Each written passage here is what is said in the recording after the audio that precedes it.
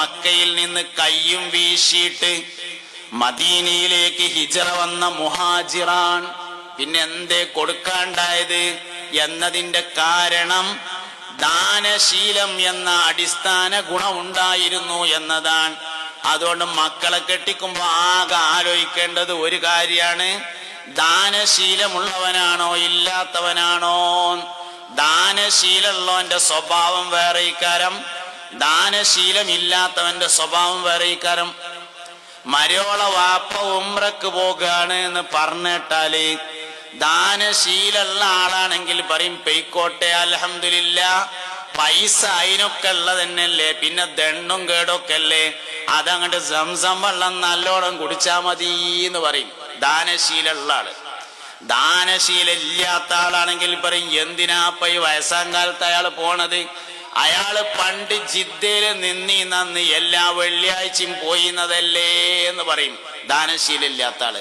വർത്താനത്തിൽ വരെ ആ വ്യത്യാസം ഉണ്ടാവും എന്നുള്ളതാണ്. ദാനശീലുള്ള ആള് ജുമക്ക് വെള്ളിയാഴ്ച വരുമ്പോ കീശയില് ഒരു 10ന്റെ നോട്ടും വെക്കും, ഒരു 20ന്റെ നോട്ടും വെക്കും, ഒരു 50ന്റെ നോട്ടും വെക്കും, ഒരു 100ന്റെ നോട്ടും വെക്കും.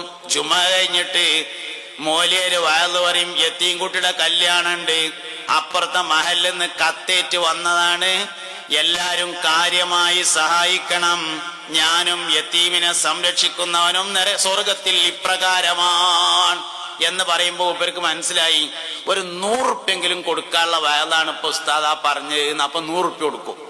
വേറെ ചില ആൾക്കാരുണ്ട്, പേഴ്സുള്ള കുപ്പായ ആങ്കർമ തൂക്കിയിട്ട് വേറൊരു കോട്ടൻ കുപ്പായ ഇട്ടുങ്ങാണ്ട് വരും, ഒരു തൊപ്പിയും.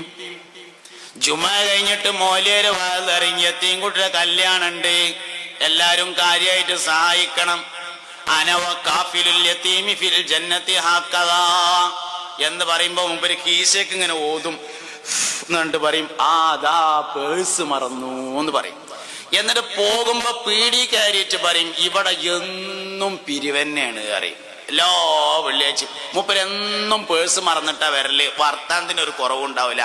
ഇതാണ് ദാനശീലമുള്ളവന്റെയും ദാനശീലമില്ലാത്തവന്റെയും സ്വഭാവം. ജീവിതത്തിൽ ബറക്കത്തുണ്ടാവണമെങ്കിൽ ദാനശീലം ഉണ്ടായിരിക്കണം. അതാണ് സയ്യിദുനാ ഉസ്മാൻ ഇബ്നു അഫ്ഫാൻ റളിയല്ലാഹു അൻഹുവിന്റെ ഏറ്റവും വലിയ പ്രത്യേകത. മഹാനായ സയ്യിദുനാ സിദ്ദീഖുൽ അക്ബർ റളിയല്ലാഹു അൻഹുവിനും ഈ പ്രത്യേകതയുണ്ട്. ഒരിക്കൽ മുസ്തഫായ നബി സല്ലല്ലാഹു അലൈഹി വസല്ലം യുദ്ധത്തിന് പോകാൻ വേണ്ടി വഅദ് പറയാണ്, സ്വഹാബ എല്ലാരും യുദ്ധത്തിന് പോകാൻ കാര്യമായി സഹായിക്കണം എന്ന് പറഞ്ഞു. സിദ്ദീഖുൽ അക്ബർ റളിയല്ലാഹു അൻഹു വീട്ടിലേക്ക് പോയി, ഉസ്മാൻ റളിയല്ലാഹു അൻഹു വീട്ടിൽ പോയി, ഉമർ ഇബ്നുൽ ഖത്താബ് റളിയല്ലാഹു അൻഹു വീട്ടിൽ പോയി. ഉസ്മാൻ റളിയല്ലാഹു അൻഹു വീട്ടിൽ ചെന്ന് നോക്കുമ്പോ 14,000 ദിർഹംസ് വീട്ടിലുണ്ടായിരുന്നു. അതിന്റെ നേരെ പകുതി 7,000 ദിർഹം എടുത്തിട്ട് കൊണ്ടുവന്ന് കയ്യിൽ പിടിച്ചിട്ട് നബി തങ്ങളുടെ അടുത്ത് ഇങ്ങനെ നിന്നു സല്ലല്ലാഹു അലൈഹി വസല്ലം. സിദ്ദീഖുൽ അക്ബർ റളിയല്ലാഹു അൻഹു വീട്ടിൽ ചെന്നപ്പോ ചില്ലറ പൈസയാണ് ഉള്ളത്. ഇള്ളതെടുത്തുങ്ങാണ്ട് മൂപ്പരും വന്നു.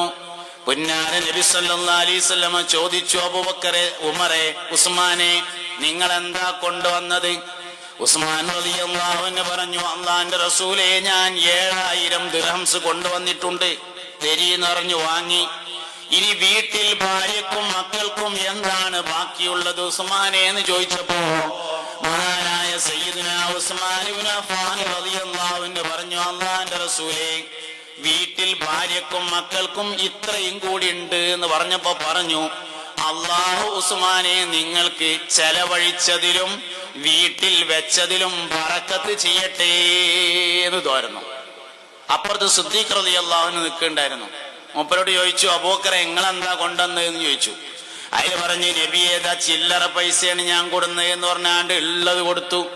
അതേ ചോദ്യം സിദ്ദീഖ് റളിയല്ലാഹു അൻഹുവിനോട് ചോദിച്ചു, അബൂബക്കറെ ഇനി ഭാര്യക്കും മക്കൾക്കും വീട്ടിൽ എന്താണുള്ളത് എന്ന് ചോദിച്ചപ്പോ പറഞ്ഞു, അല്ലാഹുവിന്റെ റസൂലേ അബൂബക്കർ സിദ്ദീഖിന്റെ വീട്ടില് ഇതിനേക്കാൾ ഹൈറായതുണ്ട് നബിയേ എന്ന് പറഞ്ഞപ്പോ പുന്നാര നബി തങ്ങൾ ചോദിച്ചു, അല്ലയോ അബൂബക്കറെ ഇതിനേക്കാൾ ഹൈറായ എന്താണ് വീട്ടിലുള്ളത് എന്ന് ചോദിച്ചപ്പോ പറഞ്ഞു, അല്ലാഹുവിന്റെ റസൂലേ സ്വല്ലല്ലാഹു അലൈഹി വസല്ലം അബൂബക്കറിന്റെ വീട്ടിൽ ഇനി ബാക്കിയുള്ളത് അല്ലാഹു റസൂലുമാകുന്നു എന്ന് പറഞ്ഞപ്പോ കേട്ടു നിന്നിരുന്ന ഉസ്മാൻ റളിയല്ലാഹു അൻഹു പറഞ്ഞു, ഈ ദുനിയാവിൽ ആരെ തോൽപ്പിച്ചാലും അബൂബക്കർ സിദ്ദീഖ് റളിയല്ലാഹു അൻഹുവിനെ തോൽപ്പിക്കാൻ കഴിയില്ല.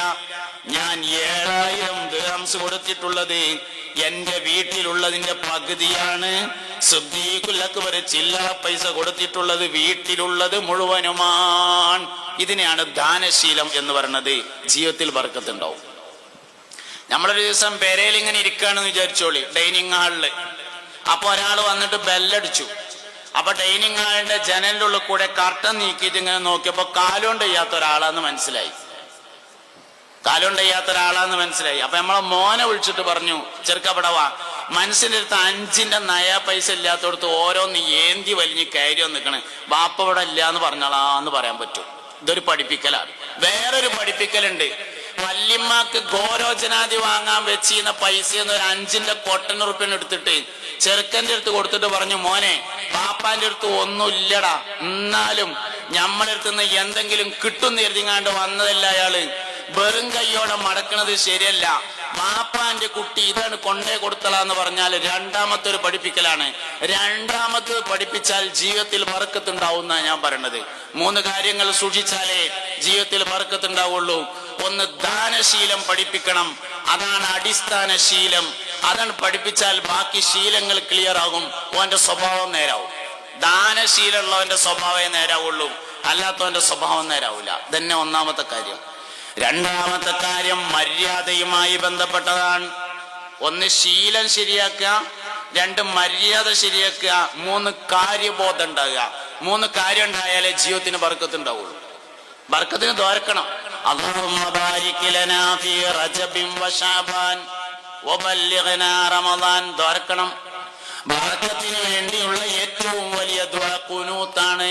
സുബ്ഹിയിലെ ഖുനൂത്ത്, റമളാനിലെ അവസാനത്തെ പകുതിയിലെ വിത്റിലെ ഖുനൂത്ത്, നാസിലത്തിന്റെ ഖുനൂത്ത് എല്ലാം ബർക്കത്തിനുള്ള ദുആയാണ്. അല്ലാഹുമ്മ ഹ്ദിനാ ഫീമൻ ഹദൈത് വആഫിനാ ഫീമൻ ആഫൈത് വതവല്ലനാ ഫീമൻ തവല്ലൈത് വബാരിക് ലനാ ഫീമാ അതൈത്. അല്ലാഹുവേ, ഞങ്ങൾക്ക് നൽകിയതിൽ നീ ബർക്കത്ത് തരണേ, തോനെ തരണേ എന്നല്ല, ഉള്ളതിൽ ബർക്കത്തുണ്ടായാൽ അതാണ് ഏറ്റവും ഖൈറ്. 3 ലക്ഷം റുപ്യ ഒരാളെ കയ്യിലുണ്ട്. 3 ലക്ഷം റുപ്യ. ഓന് 3,100,000 റുപ്യ ആവശ്യമുണ്ട് എന്ന് വിചാരിക്കുക. എന്നിട്ടോ എല്ലാരോടും ഇങ്ങനെ ചോദിക്കുക, ഒരു 100 റുപ്യ തരുമോ? ബർക്കത്തില്ലെങ്കിൽ അങ്ങനെ ഉണ്ടാവും. ബർക്കത്തുള്ള 1000 റുപ്യ ഉണ്ടെങ്കിൽ സൂപ്പർ മാർക്കറ്റിൽ നിന്ന് സാധനം വാങ്ങിയതിന്റെ 300 റുപ്യയും കൊടുത്ത് വല്യമ്മാന്റെ മരുന്ന് 200 റുപ്യക്കും വാങ്ങിയാലും പോക്കറ്റിൽ വെക്കാൻ 500 റുപ്യ ബാക്കി ഉണ്ടാവും. അതാണ് ബർക്കത്തുള്ള സമ്പത്ത്. ബർക്കത്തുള്ള ഉണ്ടായിട്ടേ കാര്യമുള്ളൂ. ബർക്കത്തില്ലാത്ത എത്ര ഉണ്ടായിട്ട് ഒരു പ്രയോജനമില്ല. തന്നെ സംഗതി.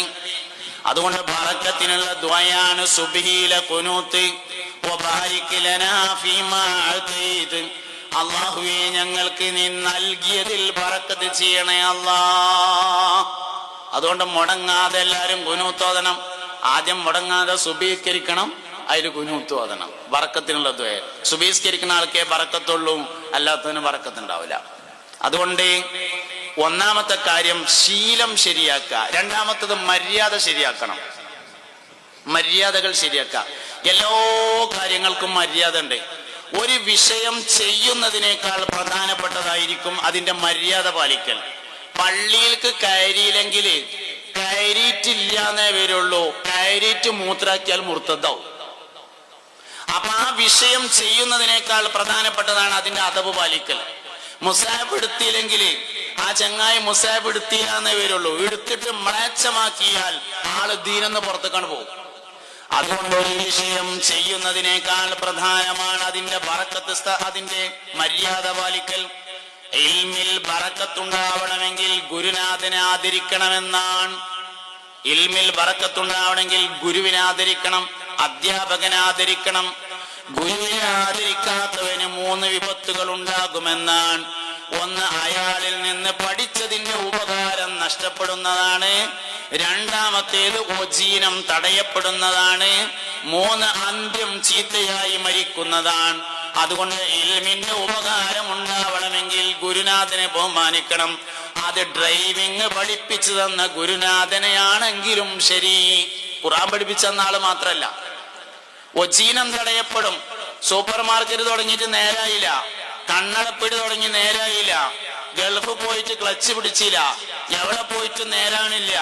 കുട്ടികൾ തിന്നണ അന്നത്തിന്റെ കടം കൂടി വരികയാണെങ്കിൽ ഏത് ടീച്ചറെയാണ് മഷി ഉടഞ്ഞിട്ടുള്ളത് എന്ന് ഉടൻ പരിശോധിക്കണമെന്നാണ്. ഗുരുവിനെ ഇൻസൾട്ട് ചെയ്തവനല്ലാതെ ജീവിതമാർഗം തടയപ്പെടുകയില്ലെന്നാണ്. അതുകൊണ്ട് വിവരത്തിൽ ബറക്കത്തുണ്ടാവണമെങ്കിൽ ഗുരുവിനെ ആദരിക്കണമെന്നാണ് മര്യാദ. അപ്പൊ ഒരു മനുഷ്യന്റെ ജീവിതത്തിൽ ബറക്കത്തുണ്ടാണെങ്കിൽ രണ്ടാമത് പാലിക്കേണ്ടത്